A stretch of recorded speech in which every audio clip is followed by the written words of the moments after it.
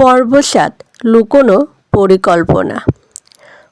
অনেক দূর দৌড়ে গ্রামের এক নির্জন পথের পাশে থামল নীল। বুক ধড়ফড় করছে, হাত এখনো কাঁপছে। সে পকেট থেকে রাহুলের দেওয়া ছোট চাবিটা বের করে।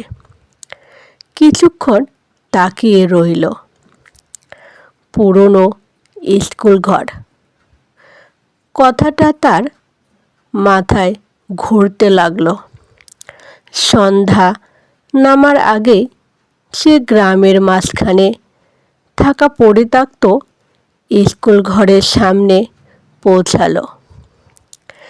একসময় হয়তো এখানে অনেক শিশুর কোলাহল ছিল, কিন্তু এখন চারপাশে শুধু ভাঙা দেওয়াল আর নীরবতা। স্কুল ঘরের ভেতরে ঢুকে সে চারপাশে খুঁজতে লাগলো। কয়েক মিনিট পরে মেঝের এক কোণে লোহার একটি ছোট দরজা চোখে পড়ল। মনে হচ্ছে নিচে নামার সিঁড়ি আছে।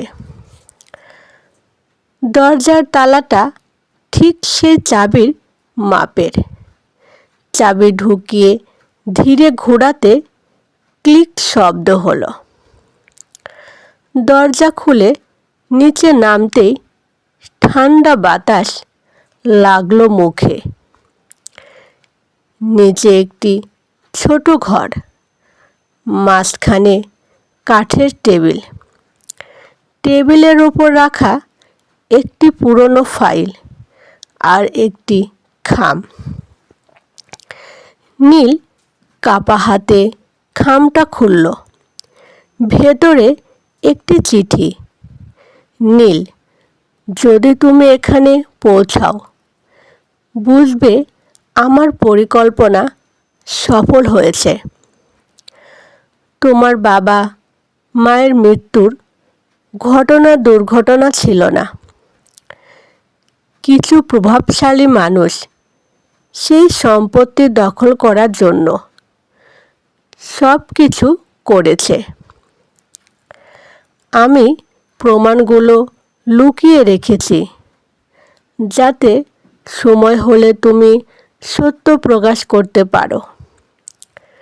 কিন্তু সাবধান, যারা তখন শক্তিশালী ছিল তারা এখনও শক্তিশালী।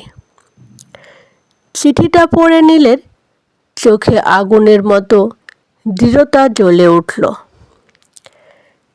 এতদিন সে শুধু নিজের অতীত খুঁজেছিল, কিন্তু এখন সে বুঝল এটা একটা অন্যায়ের গল্প, যার শেষ এখনো হয়নি। ঠিক তখনই ওপরের দরজায় কারো হাঁটার শব্দ শোনা গেল। নীল দ্রুত ফাইলটা হাতে নিল। তার মানে শুধু একটাই কথা, এবার সত্যি লুকিয়ে থাকবে না। ওপরের দরজাটা ধীরে ধীরে খোলার শব্দ ভেসে আসছে।